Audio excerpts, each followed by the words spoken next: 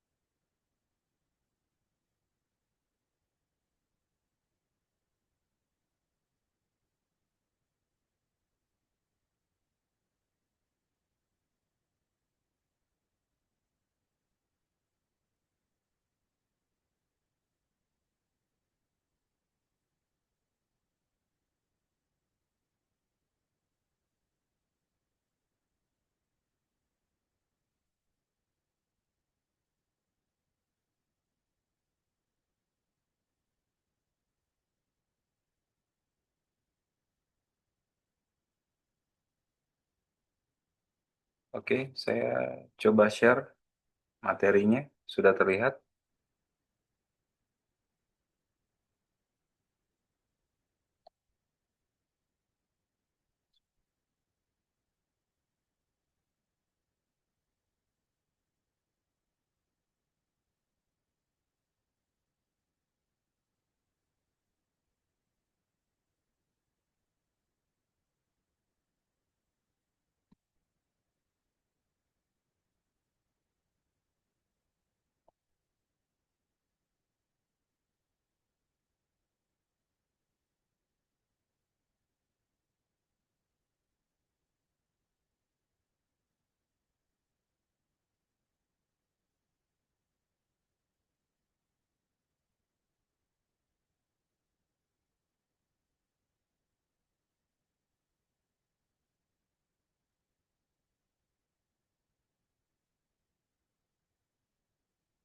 Oke, sudah jam setengah 9 ya.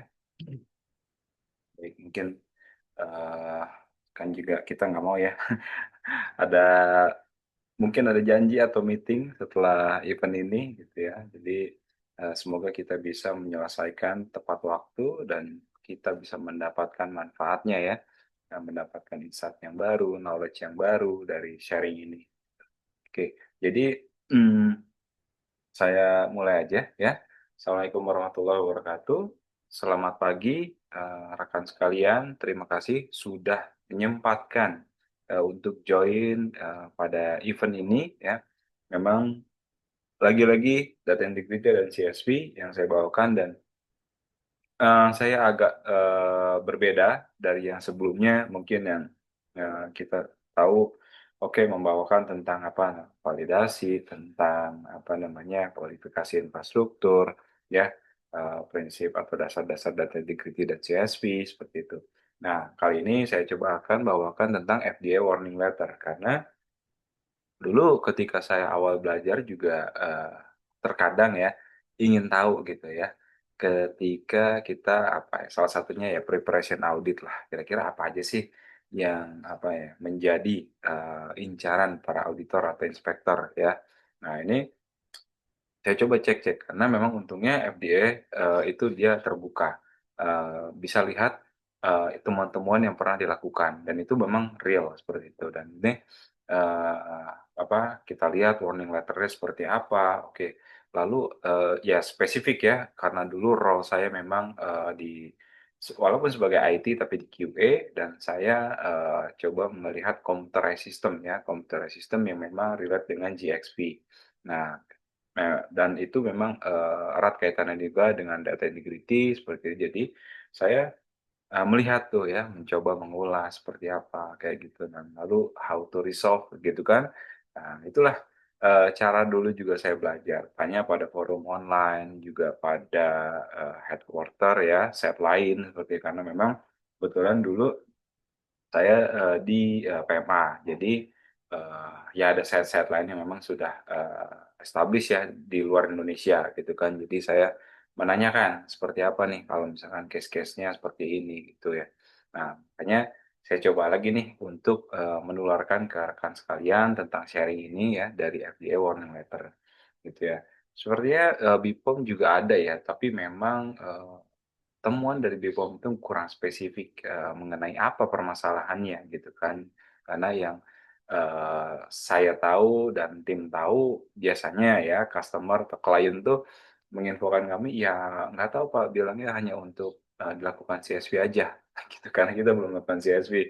Ya sudah seperti itu. Jadi ya udah, jadi kita mencoba, apa namanya, one step ahead dibanding, Indonesia gitu ya. Jadi ya udah saya bawakan FDA, warning letter, seperti itu.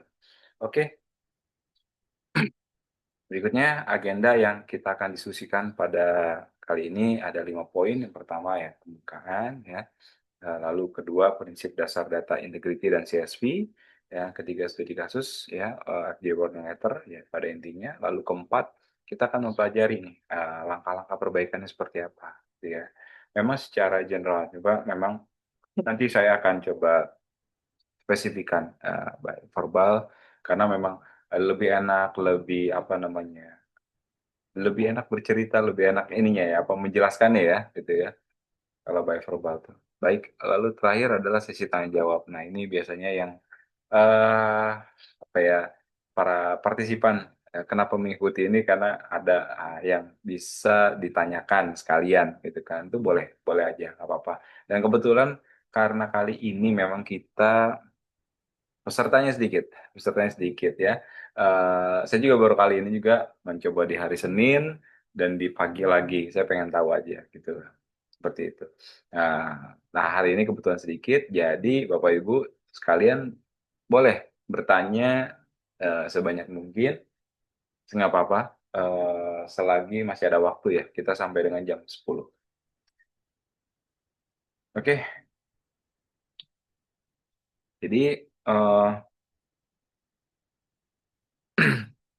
kita pertama, eee, harus tahu dulu tentang data integrity karena memang, apa itu CSV, apa itu mengenai tentang, computerized system ya, computerized system yang berada di lingkungan GXP ya, atau, berkenaan dengan kualitas, produk ya.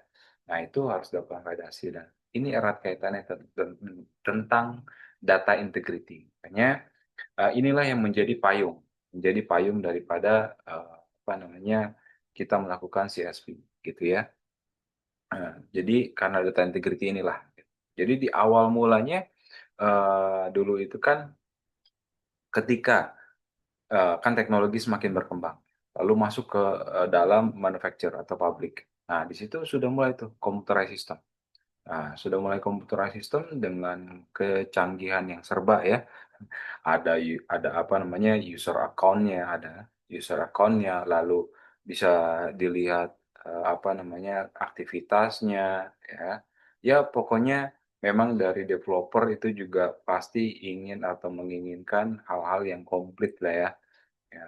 Lalu eh, ketika dilihat di review FDA ya, itu kok ini menjadi permasalahan nih ya ketika apa namanya ada isu, ada OS atau seperti apa namanya defect ya pada produk, lalu lakukan investigasi. Nah, lalu dilihat pada sistemnya. Oh, sistemnya ternyata bisa mengcover segala macam ya. Oh, bisa melakukan apa namanya, merecord history activities-nya, lalu ada user account-nya, ada password-nya sebagai security-nya. Lalu, oh iya betul, memang computerized system ini bisa dioptimalisasikan untuk apa? Perwujudan data integrity yang lebih comply, yang lebih mature ya gitu. Jadi setiap apa yang dihasilkan oleh mesin, oleh instrumen atau sistem tersebut itu yang berdampak pada kualitas produk itu bisa diyakinkan. Kita lebih yakin gitu. Karena apa? Oh, kita sudah yakinkan kalau memang eh, apa setiap pelaku operator analis itu melakukan apa namanya pekerjaannya ya memang sesuai dengan profil mereka, sesuai dengan metode yang sudah ada, sesuai dengan parameter setting yang sudah ada ya. Gitu. Jadi memang semuanya bisa dibuktikan, semuanya bisa di-testing melalui CSV seperti itu. Seperti inilah makanya inilah data integrity tidak tidak apa ya, tidak bisa lepas ya. Tidak bisa lepas dari CSV. Jadi kalau kita ditanya kenapa melakukan CSV, ya dasarnya karena data integrity seperti itu.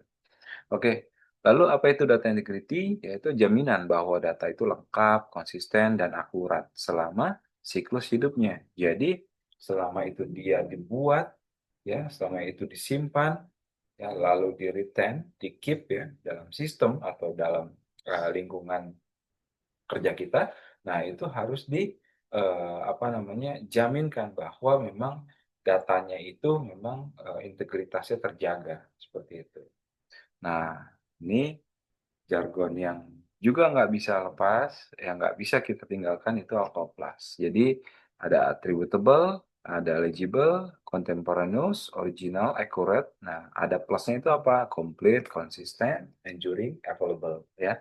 Nah, jadi ini semuanya terkait dengan data, ya terkait dengan data. Jadi data itu harus apa? Attributable, ya kan?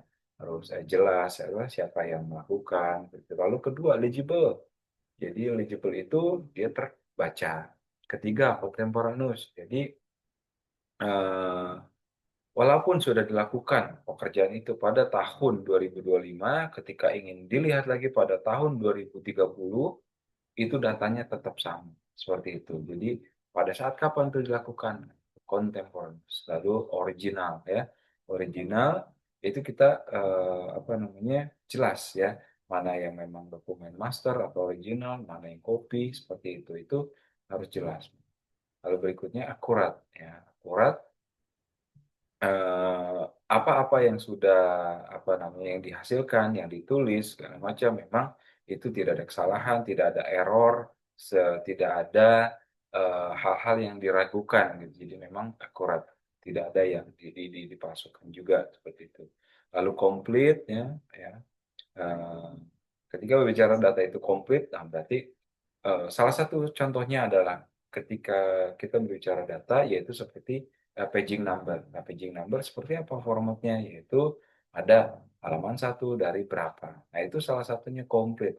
Karena kalau kita hanya format halaman satu, halaman dua, halaman tiga, ketika ada yang tercecer atau terdelete ya, kalau dalam electronic record, itu tidak akan ketahuan seperti itu. Mungkin ya kalau 8 tiba-tiba 10 ketahuan mana 9-nya. Tapi kalau di page-page akhir dan hilang ya atau itu lampiran atau apa, nah itu kan menjadi tidak komplit lagi seperti itu. lalu konsisten. Jadi yang sama juga seperti contemporaneous, jadi tidak ada perubahan sama sekali gitu ya. Lalu engineering juga apa namanya ke seperti apa ya? Kekuatan. Jadi data itu tidak mudah rusak, tidak mudah hilang. Ya kalau yang di electronic record, kita harus jaga tuh media storage-nya. Nah, media storage-nya itu jangan sampai mudah apa namanya ya media storage memang ada juga umurnya, tetapi kita coba lakukan apa backup and restore secara rutin supaya apa kita tahu bahwa datanya itu memang apa namanya masih bisa dibuka ya. Nah, kalaupun ada crash atau bad sector di dalam hard disk contohnya, nah itu dipindahkan ke media yang baru seperti itu. Jadi dia enduring datanya itu. Lalu available. Nah, available juga sama kaitan. Jadi kalau misalkan ada investigasi terhadap produk yang sudah rilis pada tahun 2025 ingin dibuka lagi di tahun 2030, kita mau datanya. Nah, itu secara fisik harus ada. Secara elektronik, ya kalau misalkan sudah menggunakan elektronik, itu juga harus ada. Seperti itu. Kalau bukan di sistem, kita bicara komputer sistem ya, elektronik ya. Nah, itu harus ada. Jadi backup and restore itu memang harus selalu dilakukan secara periodik. Gitu. Lamanya berapa? Berapa lama gitu ya? Itu tergantung dari based on risk biasanya. Berdasarkan dari kemampuan daripada sistemnya ya. Kalau misalkan sistemnya itu katakan kita ngomong instrumen, instrumen biasanya dia nggak bisa menyimpan terlalu lama karena media penyimpanannya kecil. Jadi dia hanya bisa disimpan selama 1 bulan, katakan 1 bulan. Ini udah biasanya udah hampir penuh nih, gitu ya, dengan 24 jam nonstop digunakan. Ya udah sebulan itu harus dilakukan backup seperti itu. Nah, tapi kalau misalkan ada yang disimpan sampai dengan ya setahun bisa sih. Nah, tapi jangan setahun juga karena nanti apa resikonya mungkin di bulan ke berapa 7 ke 8 bisa jadi data itu sudah hilang seperti itu, sudah rusak seperti itu. Makanya ah, nanti di apa namanya disepakati ya disepakati idealnya mau berapa bulan dilakukan backup gitu ya. Kalau misalkan pakai server backup ya yang sudah otomatis ya sudah terschedule itu biasanya memang daily ya daily nanti di copy lagi ke weekly, weekly ke monthly seperti itu lalu dilakukan archival seperti itu. Oke, lalu computer system validation ya. Saya harap akan sekalian sudah paham ya apa itu CSV.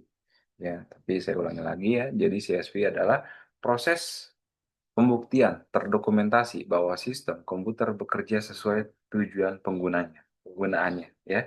Jadi CSV itu bukan sistem, tapi CSV adalah aktivitas ya. Aktivitas yang mana produknya adalah dokumen gitu ya.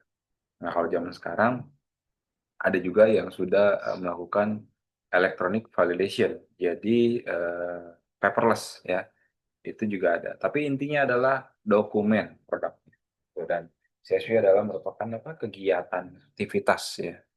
Jadi mendokumentasikan bahwa sistem komputer itu memang bekerja atau ada dan bekerja itu udah sesuai dengan tujuan penggunaannya. Nah, biasanya tujuannya itu awal ya dasarnya itu dimulai dari sistem owner.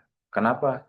Kok mau beli sistem itu? Nah, dia tahu tujuannya apa. Nah, seperti itu ya. Lalu berikutnya jangan lupa tuh hal-hal lain yang harus apa namanya dipersyaratkan dalam sistem itu. Bisa nggak ini sesuai dengan persyaratan dari punya BPOM. Bisa nggak sistem tersebut memenuhi persyaratan dari FDA? Ya, itu ada klausulnya. CPOB ada yang setuju, si FDA punya 21.11, EMA Europe ada Annex 11, dan lain-lain. Seperti itu. Jadi tujuannya yaitu CSV menjamin keandalan sistem dan integritas data secara digital. Gitu ya. Nah, jadi kalau misalkan bertanya kapan melakukan CSV? Ya ketika kita memiliki sistem yang computerized. Nah, sistem computerized gimana ya? Jadi simpelnya adalah ketika ada software, gitu. Simpelnya ya, ketika ada software itu kita melakukan computer system validation. Karena kalau tidak ada itu, nah biasanya kan hal-hal yang apa namanya sederhana, teknologi sederhana atau yang lama biasanya menggunakan firmware seperti itu ya. Hal-hal yang simpel yang tidak ada user account-nya, langsung pakai dan langsung generate data, lalu keluar juga hasil atau report-nya, dan tidak ada data yang disimpan di dalam mesin tersebut. Nah, itu tidak dilakukan CSV, itu melakukan kualifikasi. Seperti itu. Oke, tahapan utama dalam CSV ya. Saya coba ulangi lagi ya. Ada user requirement specification ya. Awal mula ketika kita ingin membeli, ingin membuat, ingin mengimplementasikan sistem gitu ya. Itu membuat dokumen URS, user requirement specification yang ditulis oleh pastinya ya oleh sistem owner ya, oleh business process owner atau mungkin ada IT keterkaitan dengan IT, misalkan ada timbangan yang memang dia connect ke network dan connect ke printer sharing ya di dalam network. Nah, itu orang IT juga harus memberikan persyaratannya ya, ketentuannya. Oh, ada timbangan. Mau dia minta ke printer. Oh, ya udah. Apa persyaratannya? Networknya apa? Nah, itu yang nanti orang IT harus tulis. Lalu berikutnya nggak nggak menutup kemungkinan orang safety juga bisa ikutan. Katakan pembelian mesin dengan berat yang bertonton, ya, lalu harus membuka segala macam dan harus menggunakan forklift segala macam. Nah, itu orang safety pasti punya concern. Jadi dia bisa tulis dalam URS ketentuannya apa gitu. Misalkan eh, apa namanya vendor harus memiliki sertifikasi apa, operator yang menggunakan harus mengenakan APD, katakan gitu. Jadi tulis semua di user requirement specification Ya ada yang di situ ya Bang. gitu. Lalu validation plan.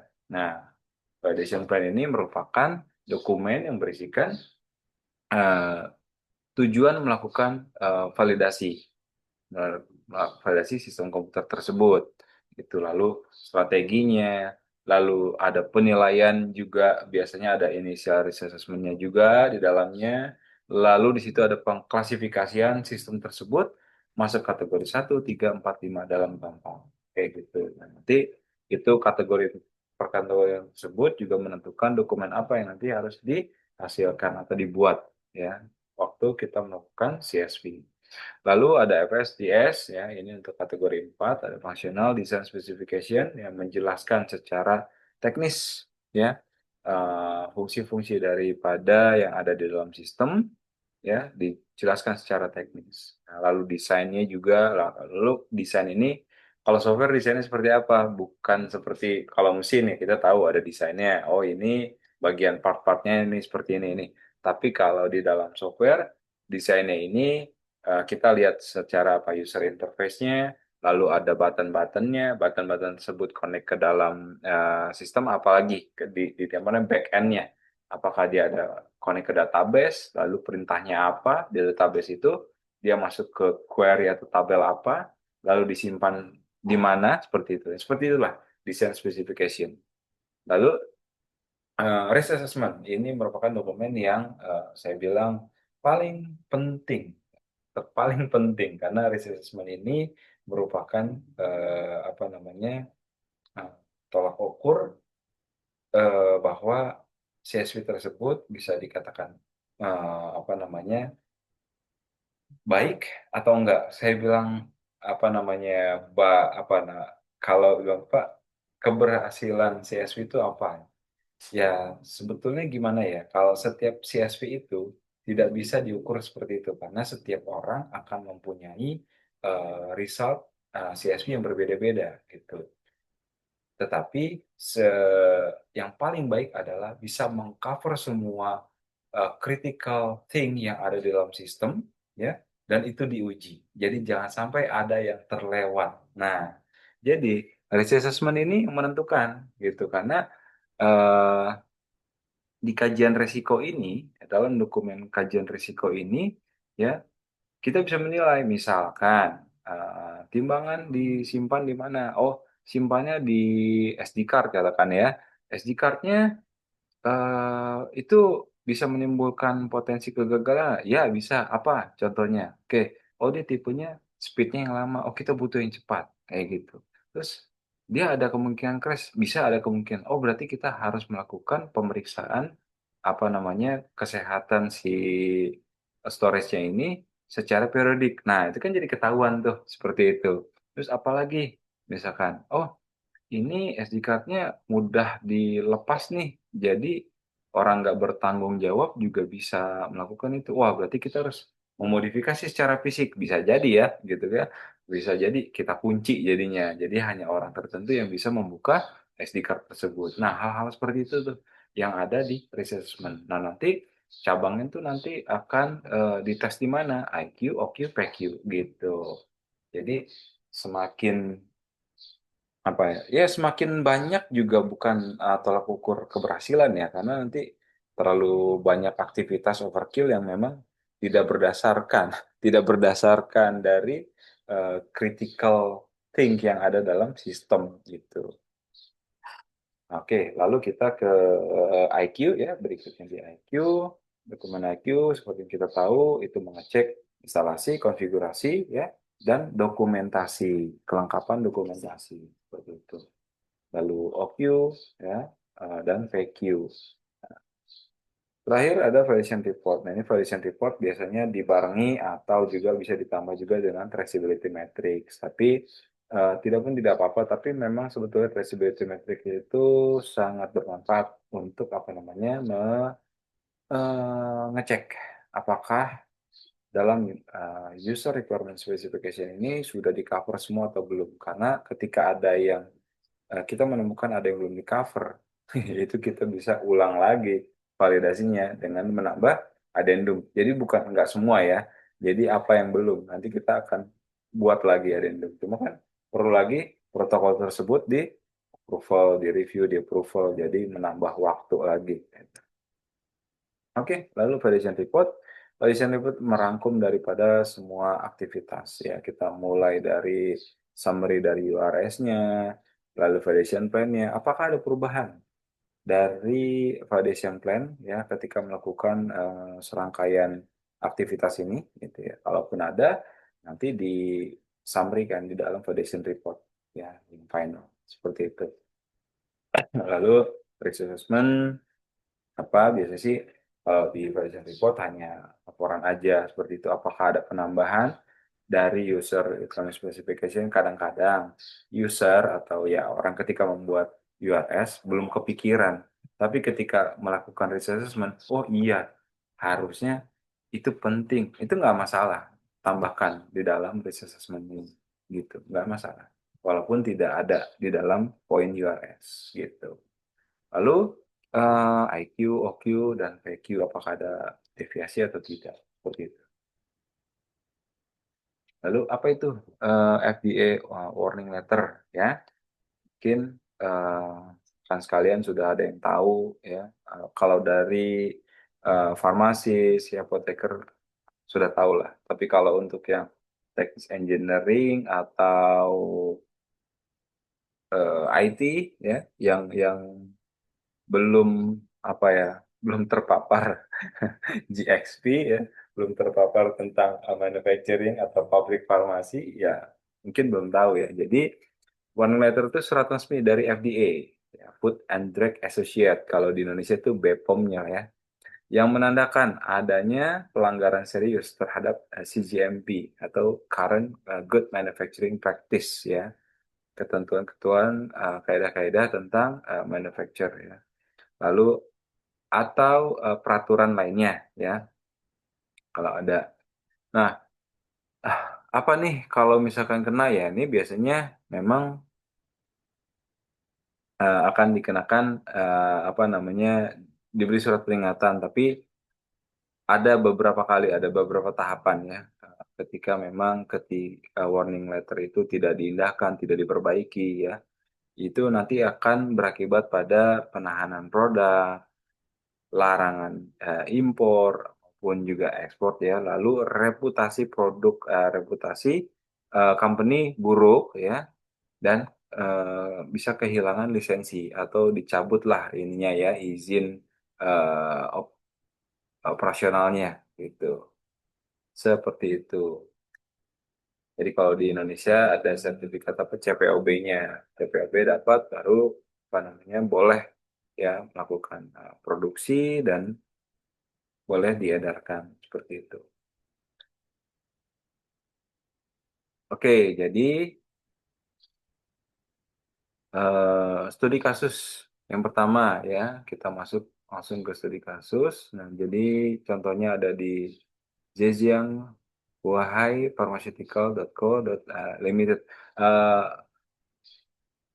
ini sebetulnya ada linknya ya. Saya belum sematkan di sini. Saya belum input di sini. Itu nanti rekan sekalian nanti saya akan share di mana rekan sekalian bisa mencarinya gitu. Jadi itu di ada websitenya, ada linknya. Nanti tinggal ketikkan aja mau cari tentang isu audit trail katakan. Ketik aja audit trail. Mau tentang isu apa HPLC, ya udah cari aja HPLC yang terkait dengan computer system katakan. Ketik aja. Oke, ini sebenarnya sudah saya rangkum, jadi sebenarnya panjang ya, biasalah kan mereka pasti deskriptif dan naratif, jadi detail banget gitu ya, tapi karena nggak muat dan kepanjangan lah ya kalau kita baca, jadi saya rangkum aja. Ya. Intinya adalah temuan utamanya yaitu di Zhejiang Huahai Pharmaceutical ini adalah manipulasi dan penghapusan data hasil uji laboratorium. Lalu ada kegagalan dalam kontrol akses dan audit trailnya. Tidak adanya review secara periodik ya terhadap sistem elektronik. Nah, pelanggarannya terhadap apa? Ya, terhadap 21 CFR Part 211 ya. Jadi tentang Automatic Mechanical and Electronic Equipment. Nah, berikutnya pelanggaran terhadap data integrity violation. Ya, ALQUA ya. Itu tidak diikuti seperti itu, tidak diimplementasikan. Nah, oke. Kalau seperti ini bagaimana ya? Kita lihat ya. Dia ada penghapusan data ya, lalu ada kontrol aksesnya, audit trailnya juga problem. Nah, biasanya audit trail nih ya di Indonesia ini pengalaman banget. Ini sebetulnya kadang-kadang sistemnya ada fitur audit trail, tetapi vendor itu tidak melakukan aktivasi. Yang nggak jarang ya, walaupun vendor-vendor Pharma, tetapi mereka belum paham tentang regulasi 21 CFR dan semacamnya gitu. Dan bahkan ada juga sih yang memang usernya sendiri yang nggak mau. Katakan, wah Pak, ini diinfokan kalau misalnya kita aktifkan, kita butuh storage yang lumayan gitu ya. Tetapi bagaimana? Ini kita investasi itu dibanding yang tadi ya, kita dicabut izin operasionalnya seperti itu. Lalu tidak adanya periodic review terhadap sistem elektronik. Jadi memang eh, setiap sistem, bukan cuma sistem ya, alat-alat ya juga kan dilakukan apa namanya performance review. Ya biasanya per 3 tahun dari terakhir di apa namanya terakhir di validasi, terakhir di kualifikasi. Ya kalau misalkan ada change juga kan, kalau misalkan ada perubahan itu juga tetap harus di apa terakhir katakan di revalidasi misal. Nah dari eh, 3 tahun sejak sistem tersebut tidak di apa namanya tidak diapa-apain lah gitu sudah selesai valid ya ketika 3 tahun setelah valid itu harus dilakukan performance review. Nah, biasanya performance review ini apa namanya kita melakukan apa PQ biasanya. Apakah hasilnya masih sama atau terdapat deviasi dari yang sebelumnya seperti itu. Kalau misalkan ada, kita lihat dulu kajinya, kita kaji dulu apa deviasinya. Lalu kita melakukan eh, investigasi ya, investigasi apa yang harus dilakukan seperti itu. Oke, jadi pelajarannya itu yang harus ya, yang harus dilakukan, audit trail posisinya harus enable atau aktif ya. Ketika kita lihat nih ya di tempat kerja kita di pabrik ya, ketika ada sistem kita cek, wah ini ada menu audit trail, wah kok settingannya disable, harusnya kan enable. Nah, betul. Speak up. Harus harus diaktifkan. Seperti itu, ya. Ya memang bingung juga sih, tapi ya ini kan masing-masing developer ya, karena walaupun badan regulasi harus atau mewajibkan tidak boleh diaktifkan, tapi tetap aja sih ada fitur bisa enable, bisa disable, bisa aktif atau enggak. Ya, mungkin ada purpose tertentu lah ya, gitu. Mungkin dalam masa testing, nah nanti dulu deh, ini karena panjang banget dan kita testing segala macam, auditor jangan diaktifin dulu. Nah, nanti kalau udah fase yang mana baru diaktifkan lagi. Itu juga mungkin ya, seperti itu. Nah, lalu auditornya lihat harus lengkap. Who, when, what, and why kalau ada. Jadi why itu kalau misalkan ada perubahan, sistem akan bertanya. Nah, ketika ingin melakukan perubahan, tanya apa alasannya, reasonnya, gitu ya. Nah, nanti biasanya meminta persetujuan dari atasannya. Tuh, atasannya mengetahui, menyetujui, ya, approve, lalu bisa dilanjutkan untuk mengedit, biasanya mengedit, melakukan apa namanya rerun kembali seperti itu. Nah, lalu audit trailnya juga itu harus dilakukan review secara rutin, ya. Jadi bukan cuma di keep di dalam sistem lalu eh, ketika ada kejadian aja baru dicek audit trailnya. Enggak. Tapi audit trail itu harus dilakukan secara rutin. Maksudnya apa? Karena hal-hal yang abnormal, ya, kadang-kadang itu tidak bisa terdeteksi oleh eh, atasan, oleh teman-teman kerjanya, itu tidak bisa dideteksi seperti itu. Jadi misal apa namanya ada analis yang katakan sudah resign, lalu user account-nya belum dihapus. Nah, temennya tahu kalau levelnya berbeda itu lebih tinggi. Nah, dia ingin merubah metode lah atau settingan yang ada di dalam uh, sistem tersebut. Nah, karena memang sudah tidak digunakan, lalu ya ini menghubungilah katakan, hubungi si analis yang sudah yang sudah resign tersebut, lalu dengan alasan segala macam, akhirnya ya udah di share deh passwordnya, di share digunakanlah untuk melakukan manipulasi data seperti itu. Nah, hal-hal yang ini kan yang kita nggak mau. Kalau ada auditor yang direview secara rutin, itu sudah ketangkap duluan ya. Itu berapa lama harus direview? Memang semakin cepat semakin baik ya pastinya. Tetapi kita pun ada apa rutinitas lain juga kan, ya biasanya seperti itu. Tidak ada dedicated person yang hanya untuk melihat atau mereview auditor secara rutin gitu ya. Biasanya nggak ada ya, tapi ada juga yang begini.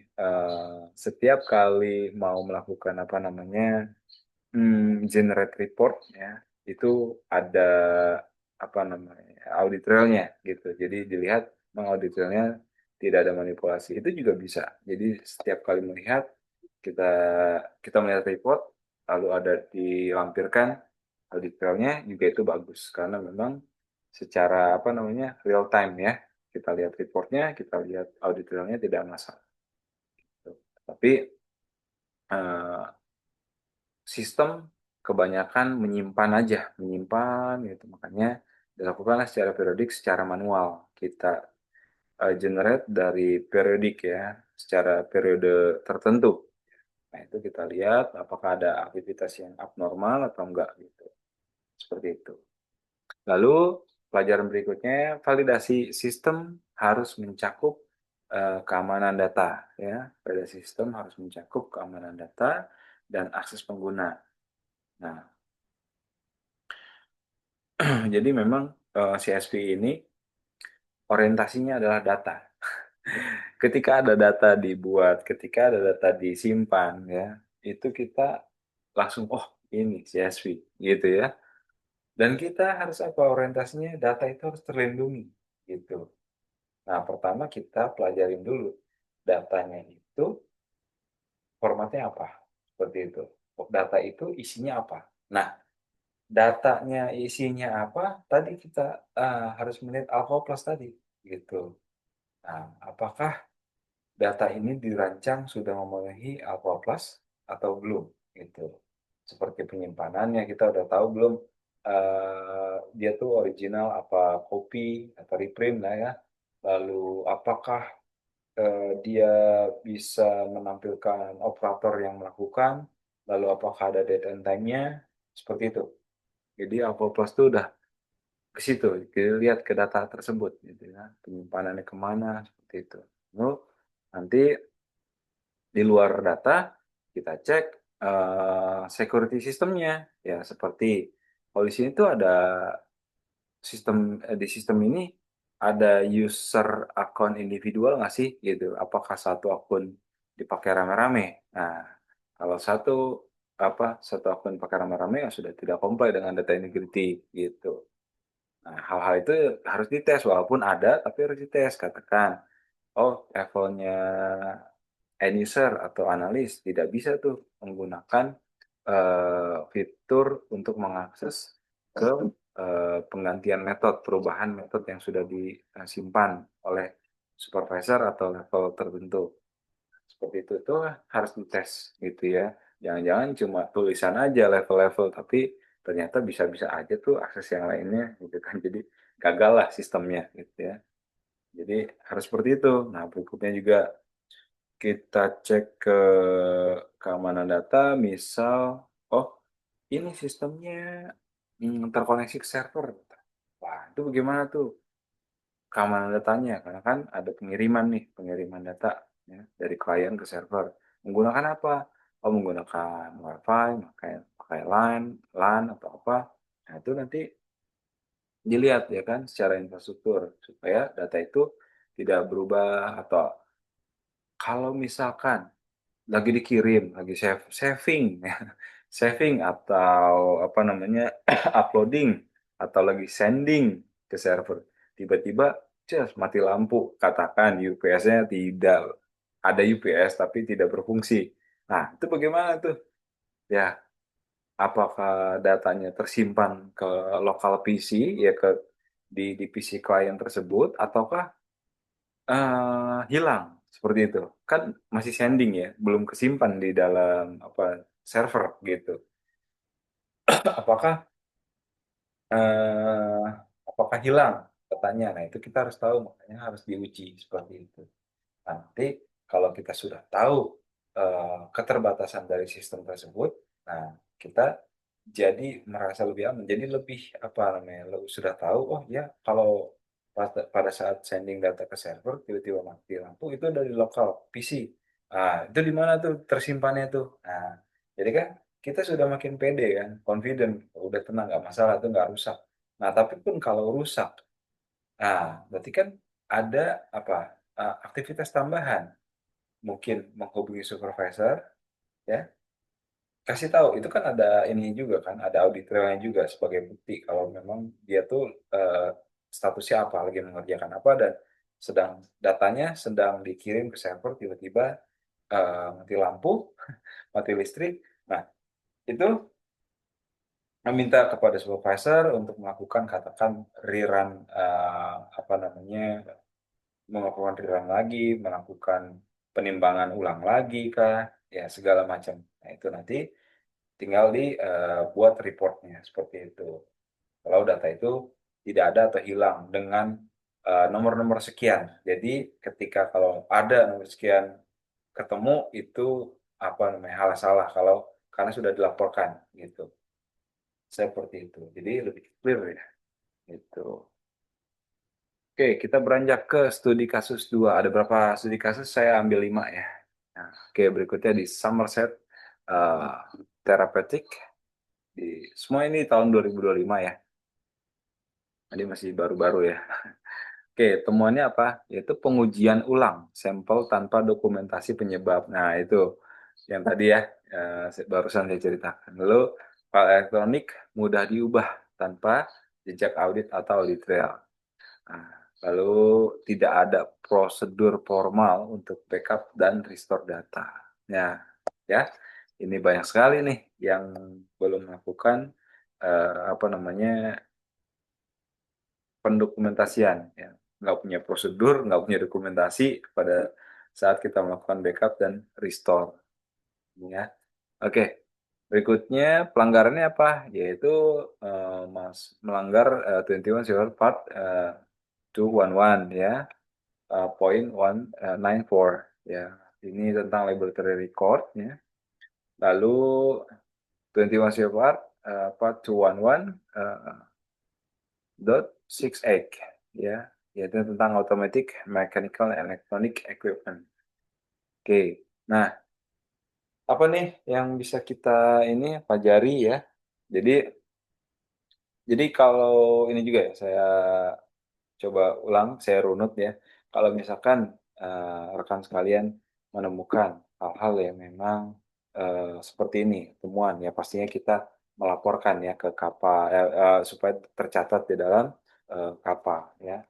Lalu kita melakukan apa dulu nih corrective action-nya seperti apa. Nah, ini kita bisa tanyakan pada expertise yang ada di manufacturer ya, lingkungan kerja kita. Apa nih yang harus kita lakukan ya secara apa nih korektifnya. Lalu nanti ya preventifnya misal belum dilakukan CSP, nah biasanya ini ya belum dilakukan CSP, nah ya udah nanti harus melakukan CSP terhadap sistem ini seperti itu ya. Lalu setelah itu ya ketika sudah melakukan CSP nanti kapannya bisa ditutup seperti itu ya. Hmm, Pelajarannya yaitu semua hasil uji ya harus terdokumentasi. Ya memang betul, semuanya harus terdokumentasi dengan baik ya. Lalu termasuk kegagalan dan investigasinya gitu. Jadi jangan sampai ketika wah ada error nih, lapor aja deh supervisor. Pak, ini error Pak, sistemnya gimana? Ya udah, kamu riset aja deh, kamu kerjain ulang. Wah, itu nggak ada ininya lah, nggak ada dokumentasinya gitu. Main lapor, main hajar aja langsung, suruh restart aja udah instrumennya gitu. Kamu lakukan ulang aja gitu. Nah, itu yang nggak boleh gitu. Karena memang cepat, tetapi hal-hal seperti material yang sudah dipakai gitu kan berkurang atau kita nggak mau nanti jadi salah gunakan alasannya dengan menggunakan alasan yang sama gitu padahal material yang digunakan ya disalahgunakan untuk hal-hal tertentu lah gitu ya sampel tertentu yang disalahgunakan. Nah, berikutnya kita juga bisa tahu setiap sistem ini dia berapa kali sih melakukan error dan errornya jenis apa. Nah, itu kita bisa melakukan apa? Perbaikan, improvement, ya. Nah, apalagi kalau misal bilang gini, Pak, ganti dong ini sistem ini nih atau instrumen ini nih eh, sering banget error, Pak. Saya tuh sebulan ada Pak ketemu 5 kali error, menghambat pekerjaan nih, Pak. Nah, tetapi kan pasti akan apa ya, nggak bisa by verbal aja gitu ya. Lebih baik kan kita ada evidence, ada buktinya yang terdokumentasi, yang diketahui juga dengan atasan seperti itu. Nah, kalau kita sudah ada laporan seperti itu, kita kan juga akan lebih mudah ya dalam pengajuan penggantian karena pasti wah iya ini mah harus diganti karena eh, menghambat nih pekerjaan apalagi mungkin produk tersebut merupakan backbone daripada company tersebut ya. Nah, pastinya harus segera diganti. Tapi kan kita harus punya buktinya dulu. Makanya apa harus didokumentasikan gitu. Bukan apa-apa ya udah cepet aja deh ganti gitu ya. Ya udah cepet aja deh di restart gitu. Cepet aja di restart soalnya biar cepet selesai pekerjaan gitu. Tapi ketika berulang lagi, bahkan karena sudah berulang-ulang lagi dan mungkin kerusakannya masih minor, tapi karena berulang terus, lama-lama dia jadi major dan bahkan nggak bisa digunakan sama sekali, ya, tidak digunakan sama sekali dan ya sudah tidak bisa apa namanya melakukan rilis produk ya. Nah itu berakibatnya lebih fatal gitu ya. Bahkan yang kita takutkan juga karena error tersebut ya performance sistem tersebut berdampak terhadap kualitas produk yang dinilai yang sedang diuji ya. Seperti itu yang ditakutkan ya. Oke, lalu backup harus tervalidasi dan diuji secara berkala. Ya, betul. Jadi kalau punya backup sistem itu harus dilakukan validasinya, ya. Servernya seperti apa ya. Lalu kalau misalkan backup pakai manual gimana Pak? Ya, sudah, nggak apa-apa. Misalkan kita pakai SSD eksternal, kita harus tahu, kita harus lihat identitasnya, kita harus apa namanya daftarkan dalam list device ya SSD eksternal ya punya kita, lalu dicek secara berkala kesehatannya. Itu bisa seperti itu ya, dites backup dan restore-nya juga. Oke, berikutnya kasus ketiga dari Menta and Elliott product. Jadi temuannya adalah data hasil uji dicatat di kertas secara terpisah. Sebelum dimasukkan ke sistem elektronik. Nah, tidak ada pengendalian terhadap perubahan data. Ini ya. Jadi dicatat di kertas terpisah. Ini apa namanya tidak boleh ya bikin semacam catatan-catatan sementara di sticky notes, katakan edit notes ya. Nah, itu nggak boleh karena memang data integrity. Jadi pernah juga saya ngalamin ketika ya ini temuannya juga di lab dan ada coretan-coretan kertas yang memang berisikan tentang apa namanya eh, metode tersebut lah dan perhitungan-perhitungannya itu nggak boleh main gampang tinggal buang di tempat sampah, nggak bisa seperti itu ada pemusnahannya khusus seperti itu ya. Lalu tidak ada pengendalian terhadap perubahan data, jadi mudah apa namanya cepat-cepat aja ubah datanya seperti itu yang tadi saya bilang ada prosedurnya ketika mau merubah data, mau mengulang aktivitas tersebut ya harus diketahui oleh atasan segala macam. Oke, lalu ini pelanggarannya terhadap apa ya? Ini tuh Dewan Sifat 4 211.160 alat ukur instrumen dan perangkat lab ya. Lalu pelajarannya apa? Yaitu penggunaan data transitory sheet melanggar prinsip contemporaneous recording. Ya. Jadi memang tidak sesuai gitu ya, tidak comply. Lalu semua data harus langsung dicatat di sistem resmi atau official ya atau log sheet yang terkontrol. Ya, kalau kita tahu log sheet atau logbook ya itu harus segera dicatat. Itu memang kalau misalkan sistem yang nggak punya audit trail ya kelemahannya begini gitu kan ketika ada logbook kadang-kadang si pengguna itu nanti aja di belakangan catatnya supaya tahu nanti kegiatannya apa. Kadang-kadang begitu dan lupa tiba-tiba.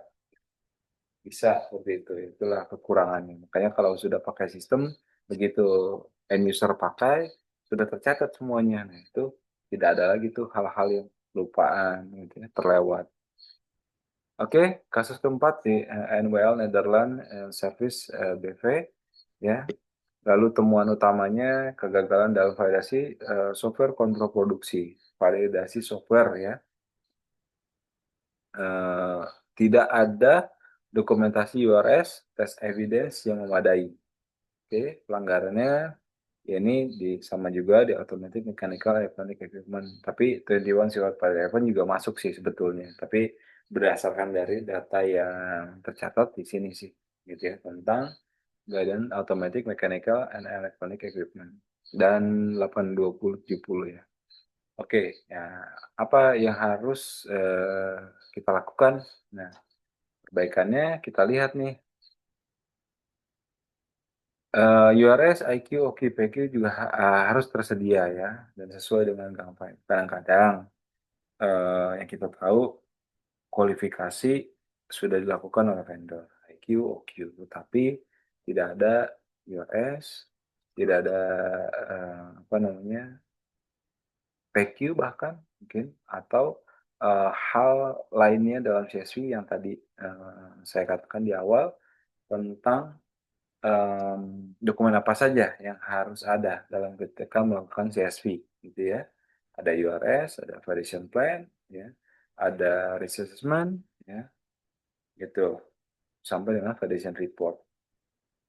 Jadi memang harus lengkap. Jadi nggak bisa, uh, Pak ini sudah ada IQ-nya, apa ini udah dikatakan dengan CSV, gitu. Belum, karena kalau kita baca kaidah GAM 5, ya ini dokumen-dokumen dari URS sampai dengan validation report itu harus ada seperti itu. Ada juga yang dari sistem-sistem di IT, Pak sudah lakukan UAT, User Acceptance Test. Ini sudah bisa dikatakan melakukan CSV? Belum, gitu. Karena konsepnya kita melakukan CSV, ya, seperti tahu konsepnya view model, ya, itu kan mulai dari URS sampai dengan validation report. Seperti itu. Modelnya mau per dokumen juga bisa, ada juga yang lebih simpel ya ketika kita melakukan spreadsheet validation gitu, atau mungkin yang kategori satu ya tentang infrastruktur itu kan lebih bisa disimplify gitu kan. Tapi intinya adalah ada part dari URS sampai dengan validation report. Lalu setiap sistem DXP wajib tervalidasi dengan dokumentasi lengkap. Ya, betul. Jadi yang tadi saya katakan di awal, jadi sistem DXP itu wajib divalidasi. Jadi ketika sistem DXP itu apa sih? Jadi sistem yang memang punya andil atau berkontribusi terhadap kualitas produk, ya, kualitas produk yang dihasilkan. Nah, itu harus dilakukan validasi dan dokumentasinya secara lengkap. Oke, yang terakhir dan kasus kelima di Richling Group Corporate ada temuan utamanya yaitu penggunaan sistem ya tanpa kontrol dan autentikasi.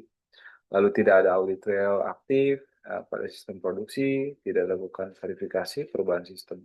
Nah, ini ada di apa pelanggaran di production and process control ya dan regulasi tentang Part 11, 21 CFR Part 11, Electronic Code dan Electronic Sign.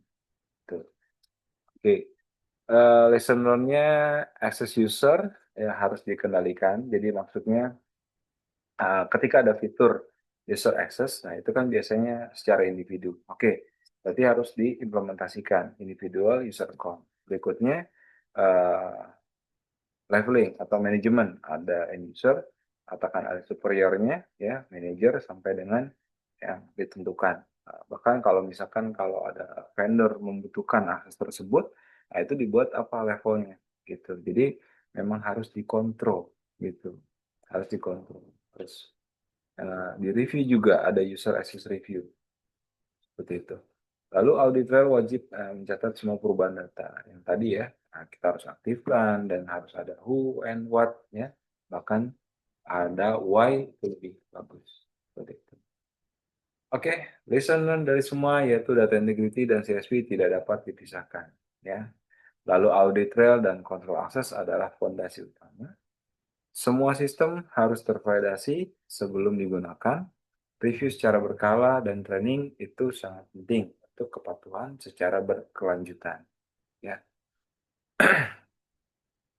best practice implementasinya gunakan framework Gambar Second Edition terbaru ya. Jadi kalau misalkan ingin melakukan atau eh, jangan main asal declare, pas saya sudah implementasi CSV gitu ya. Oke, seperti apa? Ya saya sudah lakukan testingnya. Nah, testingnya seperti apa? Kalau di saya namanya ini.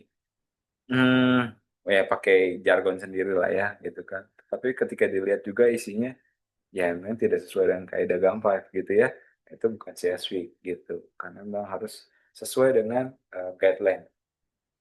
Ya, berikutnya, terapkan risk-based approach atau computer software assurance. Jadi memang latihlah apa ya kepekaan ya, kepekaan kita terhadap sistem sistem kegagalan apa yang akan ditimbulkan. Lalu kita harus memikirkan kualitas produknya, dampak terhadap kualitas produk yang akan berdampak ya. Nah, Seperti itulah harus kita coba memikirkan hal seperti itu. Jangan biasanya kalau misalkan orang teknis hanya ya udah itu mah media storage-nya rusak, udah ganti aja Pak. Kayak gitu. Hanya sampai situ, tapi kita harus memikirkan ya. Ketika nanti membuat kajian risiko, ini tuh kemana? Oh iya Pak, ini tuh nanti karena media storage-nya rusak. Kalau nanti rusak, datanya bisa hilang. Datanya bisa hilang, nanti ke kualitas produk bagaimana? Oh berarti tidak ada lagi tuh penyalinan atau backup data. Nah, nanti kalau misalkan dibutuhkan saat investigasi ya tidak ada seperti itu. Makanya dites tuh apa namanya backup and restore-nya seperti itu. Oke, lalu berikutnya dokumentasikan semua aktivitas validasi, yaitu tadi mulai dari URS sampai dengan validation report. Ya, ya sebetulnya CSV bukan cuma hanya validation report, tapi afternya juga ketika ada change sistem, ya itu harus mengikuti daripada change control yang ada di GMP sampai dengan retirement proses. Ketika ada retirement, bagaimana deletingnya, bagaimana pemusnahannya seperti itu. Karena data itu juga nggak boleh sama sekali apa namanya bisa di recovery kalau kalau kita hilangkan ya nggak bisa di restore itu ya adalah pemusnahan yang baik seperti itu.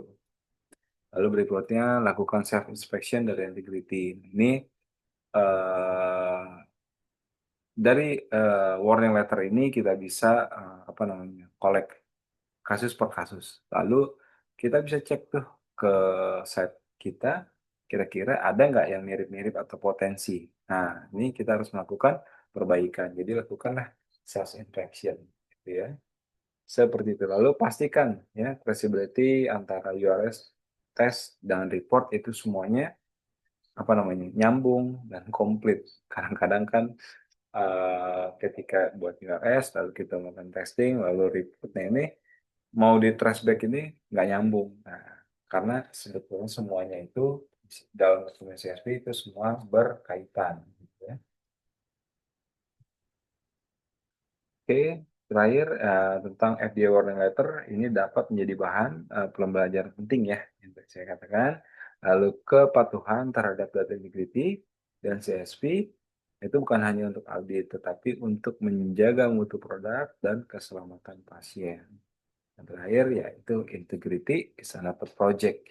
Jadi ini adalah is culture, ya, culture. Jadi merupakan kebiasaan, kebiasaan. Jadi ini pun juga yang saya alami juga ya. Jadi di mana ketika kita banyak memikirkan hal-hal yang tadi yang wah kok sampai segitunya sih memikirkan, kok ribet banget harus ada aktivitas-aktivitas yang dimana pendokumentasian segala macam ya itu otomatis akan menambah ya menambah beban kerja ya tetapi hal ini tujuannya adalah untuk keselamatan pasien tadi ya menjaga mutu produk ya yang pasti kelangsungan bisnis ya kelangsungan bisnis ya pasti kelangsungan daripada eh, ekonomi kita gitu ya. Nah, seperti itulah ya apa namanya semuanya traceable semuanya reasonable. Jadi kenapa kita melakukan ini? Ya itulah alasan-alasan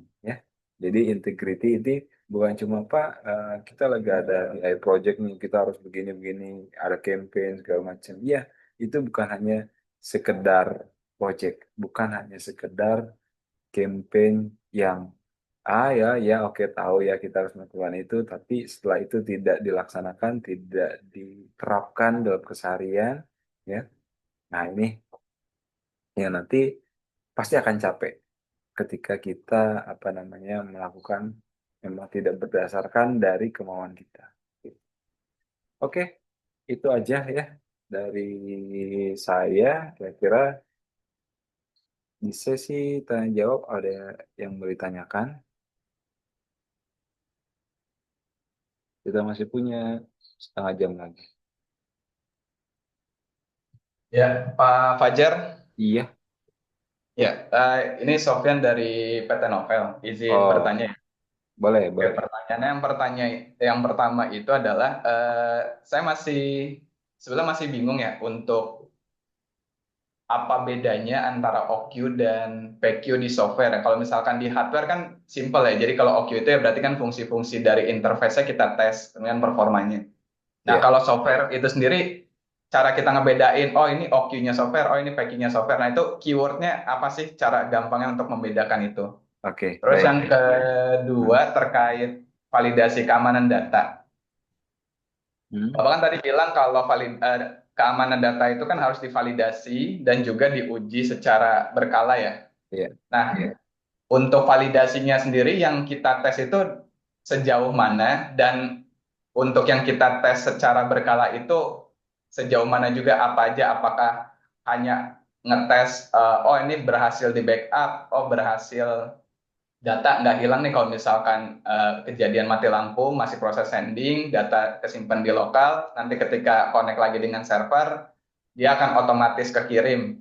Nah, itu kan sudah contoh validasinya ya. Nah, tapi kalau untuk yang secara berkala itu, sejauh mana kita harus periksa apakah hal-hal tersebut juga harus dilakukan lagi. Dan bentuknya dituangkannya kemana? Apakah dituangkan ke PQ atau dituangkan ke logbook pengetesan harian ya, atau verifikasi? Iya, Gitu. oke. Ya, terima Dua kasih. ya.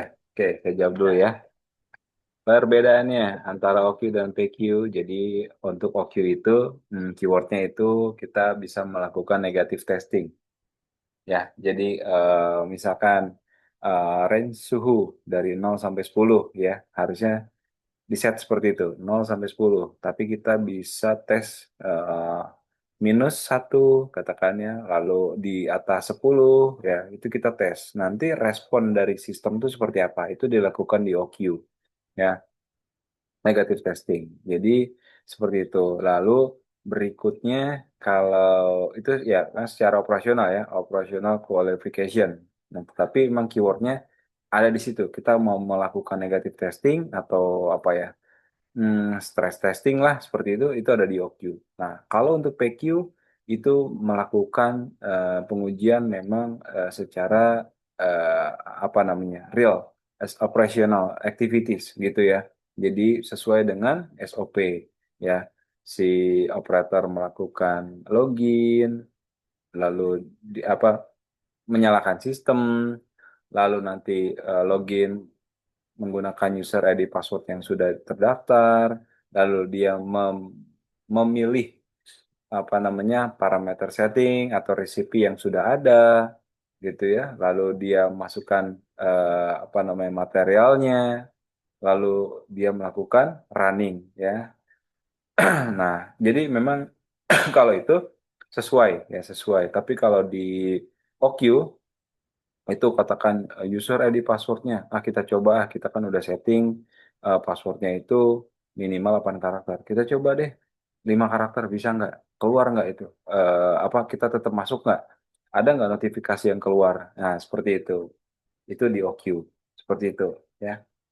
Eh, Lalu tentang keamanan data jadi sejauh apa oke untuk periodik ya oke jadi untuk keamanan data ini yang secara periodik user access review ya salah satu contohnya itu kita harus review memang semuanya based on risk ya. Sebetulnya based on risk. Jadi based on risk daripada kemampuan sistemnya dan eh, kualitas produknya. Katakan memang eh, apa namanya dari kualitas produknya ini tingkatnya high, katakan ya.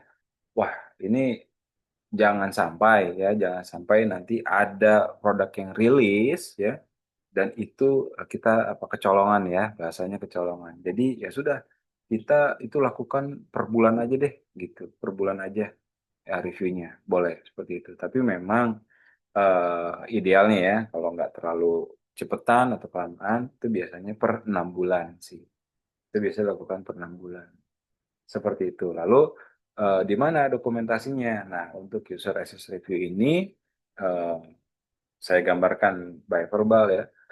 Jadi ini ada formnya ya, nanti ini ada formnya ya. Siapa yang melakukan generate dari sistem itu biasanya administrator ya. Administratornya siapa namanya, dilakukan kapan, di sistem apa, sistem ID-nya nomor berapa ya.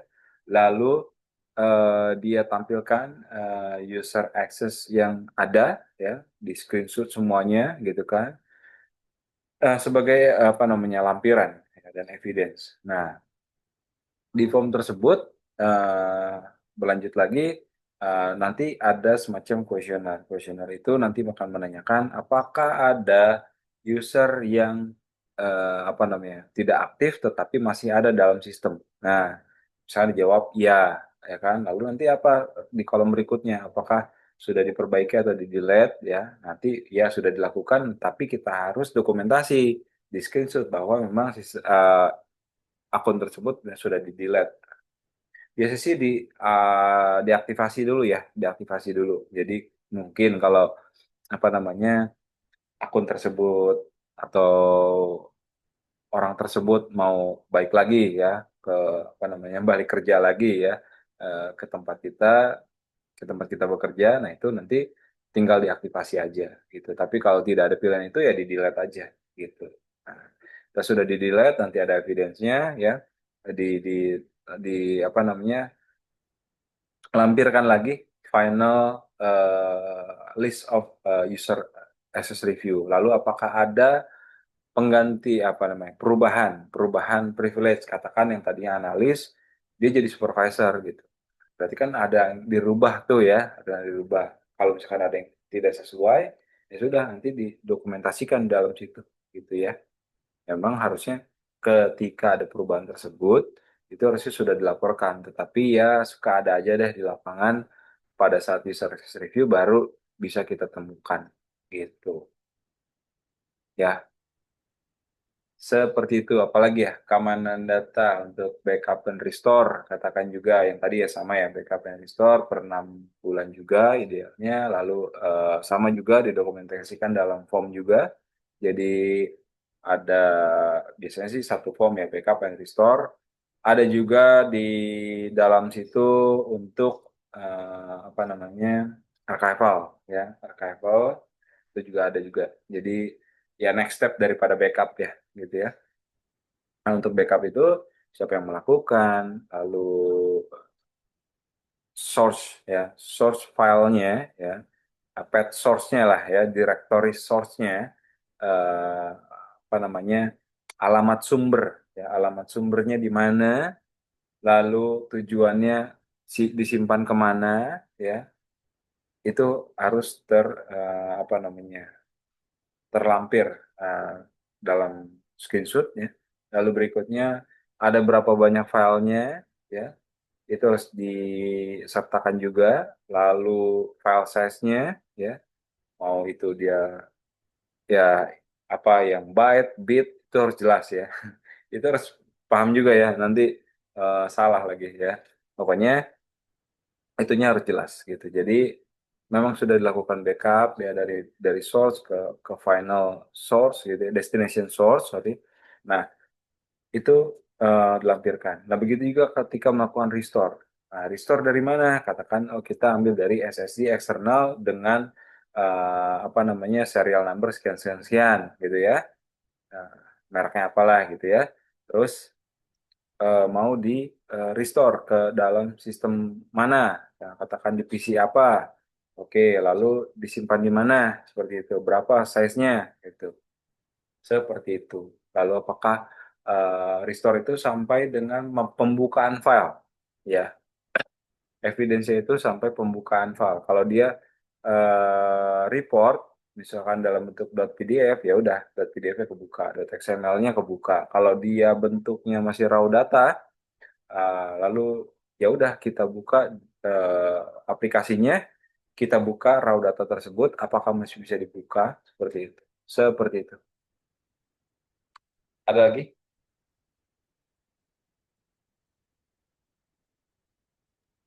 Cukup, Pak. Ya, Jelas? ya Pak, terima kasih. Ada tanggapan sih Pak. Jadi tadi Boleh. kalau yang OQ, kalau saya ulang lagi ya, OQ itu berarti melakukan negatif test. Ya, Kalau PQ melakukan sesuatu yang sesuai dengan SOP. SOI atau SOP. Ya. Itu itu bukannya sama aja ya Pak ya jatuhnya ya. Jadi kayak kita cuma melakukan hal sebaliknya. Ya, oke, gini, perbedaannya gini. Kalau di OQ itu yang melakukan bisa SME-nya sendiri, bahkan bisa validation tester atau apa namanya orang quality-nya, orang validasinya, ya. Di IQOQ itu masih bisa boleh lakukan, tapi kalau di PQ itu harus end user. Itu pelakunya. Memang kalau dari secara testing, ya bisa jadi di OQ akan dilakukan di PQ juga sama. Nah, makanya ini nanti akan dilihat. Makanya ada validation plan di mana situ menuliskan strateginya. Kalau memang dirasa apa namanya, ya katakan backup sistem deh, ya. Ya, apa bedanya ketika melakukan OQ dengan PQ? Ya udah, IQ OQ aja gitu kan. Tetapi kita harus justifikasi kenapa tidak dilakukan PQ. Seperti itu. Nah, tetapi kalau secara umum ya di dalam kaidah kualifikasi ada IQ, OQ, PQ, memang OQ itu masih bisa dilakukan orang yang apa namanya non area tersebut, bukan area sistem owner tersebut. Nah, tapi kalau untuk PQ itu harus benar dilakukan oleh si operator atau analis itu tersendiri, gitu. Ya, ya Pak. Gitu. Terus yang terkait keamanan data, Hmm? ini misalnya tadi kan Bapak bilang berarti harus dites ya keberhasilannya ya. Nah, seandainya kasusnya kayak gini Pak, jadi kita punya sistem instrumen HPLC ada misalkan ada 25 sistem. Hmm. Nah, dia server base, jadi Iya. data tuh ya dikirim lah ke server Iya. otomatis. Nah, itu apakah kita pengetesan secara berkala yang tadi Bapak maksud itu per sistem, per PC client, per HPLC-nya itu dites, oh ini berhasil. Atau kita bisa sampling. Nah, kalau seandainya bisa sampling, kira-kira ada nggak Pak justifikasi yang membolehkan itu?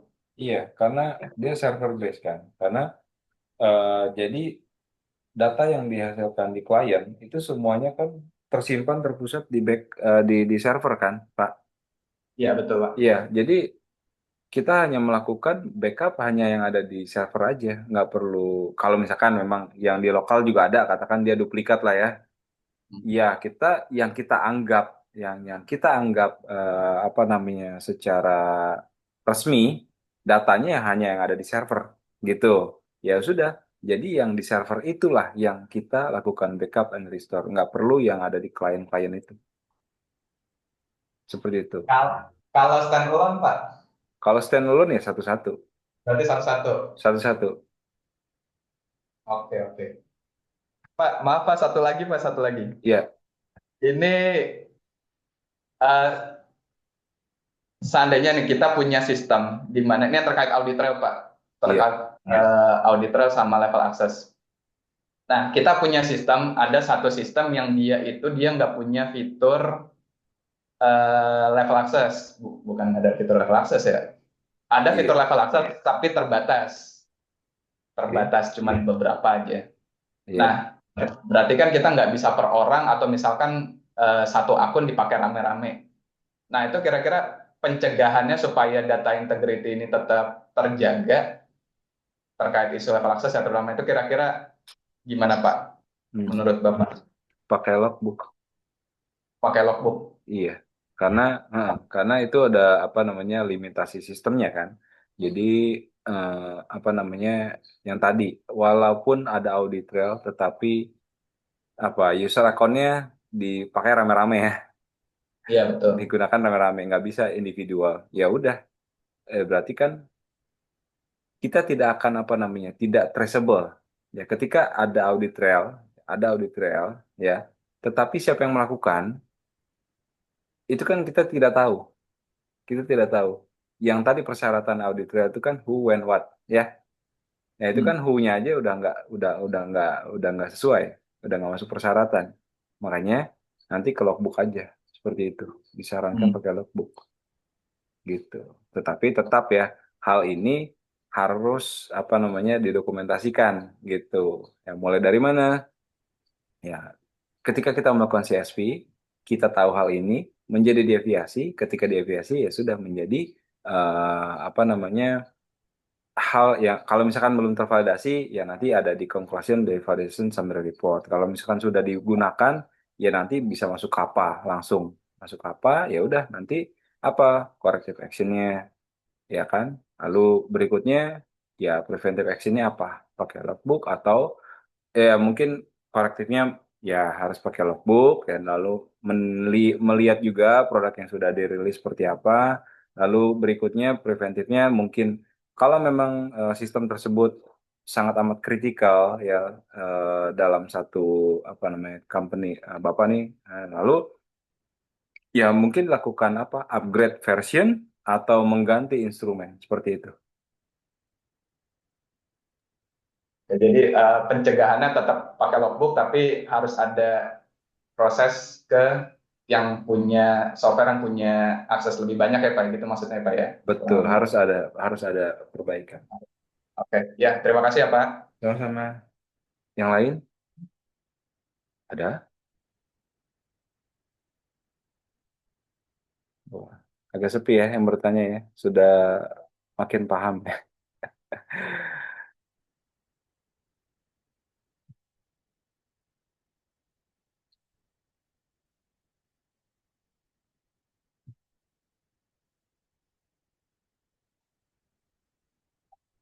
Oke, kalau tidak ada pertanyaan, kita sudahi aja ya. Dari sini, terima kasih atas waktunya. Eh, ya, jikalau misal ada pertanyaan juga boleh nanti ya by chat. Lalu nanti kita akan share juga untuk materi, ya sertifikat juga nanti saya akan share, ya. Dan sampai jumpa pada webinar berikutnya ya. Kami juga masih belum tahu nih kira-kira apa. Nah, kalau boleh kasih masukan, silakan. Oke, terima kasih. Assalamualaikum warahmatullahi wabarakatuh. Selamat pagi. Waalaikumsalam. Selamat pagi, Pak.